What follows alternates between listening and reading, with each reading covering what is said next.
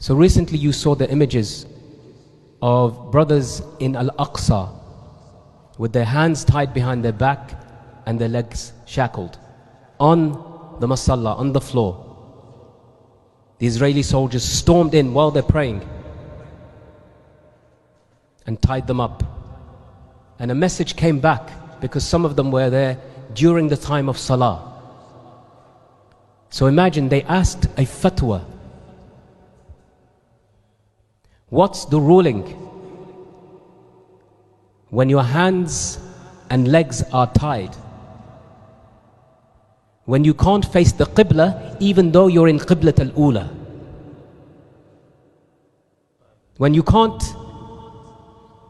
make wudu.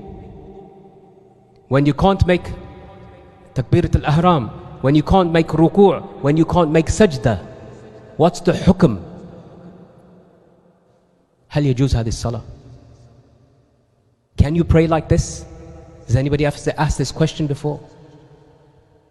So I'm here to tell you, I already know the answer. Because my first prayer in US military custody was with my hands tied behind my back, my legs facing forward with a strap across them, and a hood over my head. They took me into this airplane with many other brothers, forced us down and tied us down in the way I've described. The sounds of screaming prisoners, the sounds of the engine, roar of the engine, the sounds of the dogs that's barking at us, the sounds of American soldiers swearing at us in words they can barely pronounce in Arabic, in Urdu, in Pashto, in Farsi. And then next to me, when I'm seated, there's a brother, he speaks to me. He says, Akhi, assalamu alaikum. I say, wa alaikum assalam. I can't see him because I have a hood over my head. And so does he. He says, Akhi, min aina anta? I say, ana min Pakistan. I asked him, where are you from? He said, ana min Libya. And then he says words that will shock you to the core. Because in his mind, in my mind, I thought, are they going to kill us? Are they going to take us to a dungeon? Will I see my family again? But in his mind, he said, أخي هل صليت صلاة المغرب؟ أظن وقت صلاة المغرب قد دخل. He's saying that to me over all of that noise. Have you prayed Maghrib prayer? Because I think the time for Maghrib prayer has come. And I thought, subhanallah, at this time I forgot La dhuhr, wala asr, wala maghrib. I forgot everything. I just thought life or death. But this guy is thinking, Inna salata kanat al mu'minina kitaban mawquta. That's what he's thinking. So I say to him, Akhi, anta ali al-yasar fatasalli. You're on the left, lead the prayer. So how is the prayer? No qibla, no takbirat al-ihram, no ruku', no sajda, no wudu. None of the basic arkan of salah. None of them. And to top it, when I say to the brother, Fasalli, an American soldier comes and he puts a knife to my neck. He puts a knife on my neck like this. And he says, if you speak again, I'll slit your throat. At this point, the brother, he says, Allahu Akbar. And we began our first prayer in American military custody. The knife went away and we remained. And we continued to pray until he did Assalamu alaikum wa rahmatullah.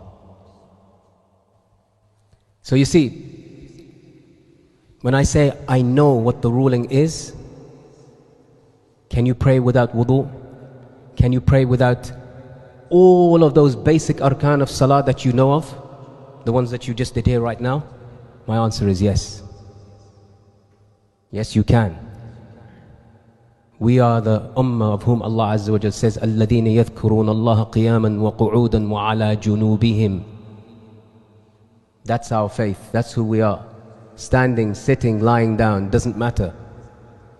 And so let me tell you about somebody else, an even worse story. There's a man, his name is Zayn al-Abidin Muhammad. nickname Abu Zubaida. He's been held in Guantanamo for 21 years. No charge, no trial, no court, no jury, no defense, no prosecution, no judge. 21 years. Abu Zubaida is a Palestinian. Stateless. He has no nationality. He is stateless. He grew up in Ramallah throwing stones at the occupiers 50 years ago. And still his home and that land, as you can see, day by day is occupied, either by the settlers or the Israeli army or the IDF, still to this day. And as you know, every year in Ramadan, they encroach upon Al-Aqsa to test what are the Muslims going to do. So this is Abu Zubaida, he's from there. And he was tortured in a whole series of sites, including Thailand, Morocco, Mauritania, and crucially 3 European nations: Lithuania, Poland, and Romania. The CIA tortured him using an ancient technique that was used during the Spanish Inquisition, Mahakamat al-Taftish, that was used on Muslims to check to see are they still Muslims or not. And that's when they pour water into your nose and into your mouth and tie your hands and legs and make you feel like you're drowning even though you're not submerged underwater. He was subjected to this waterboarding technique over 83 times. I want you just to imagine if you take a glass of water and pour it into your nose, just for 3 seconds, it goes straight to your brain. So imagine that sustained gallons poured into your face, into your nose for hours. Despite all of this torture, Abu Zubaida to this day, no charge, no trial. In fact, he's been awarded by the governments of Lithuania, Poland, and Romania compensation, almost $500,000 because of what the CIA did to him. But he's still in Guantanamo. So Abu Zubaida Zain al-Abidin in 2020 did a series of self-portraits of torture. He drew pictures of himself and what happened to him. And there are many techniques that were used against him, but there's one in particular where he describes and draws how he is in a box, a coffin, taboot.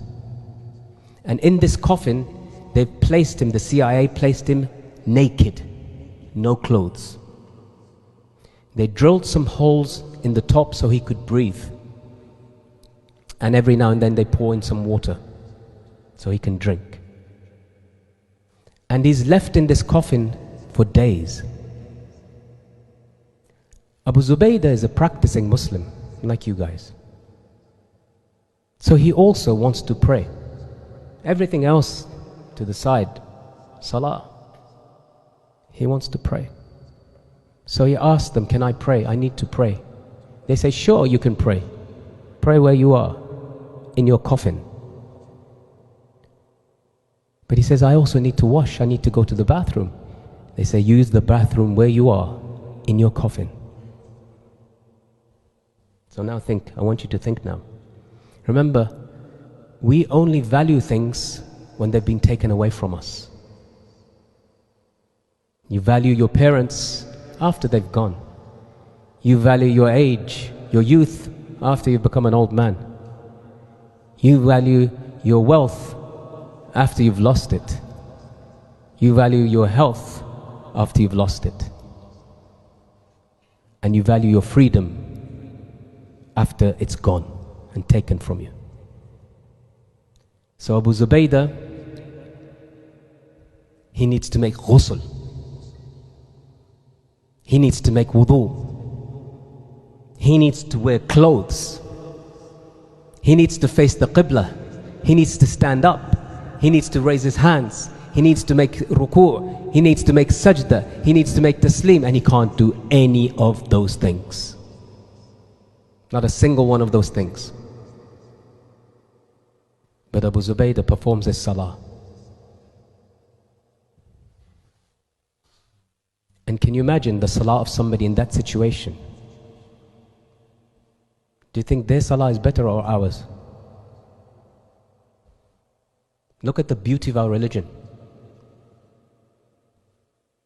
Those brothers who got their hands tied behind their back on the floor with their legs shackled and guns pointing to them, they're praying in Al-Aqsa, but Al-Aqsa is not theirs. Al-Aqsa means the furthest mosque, and it is the furthest.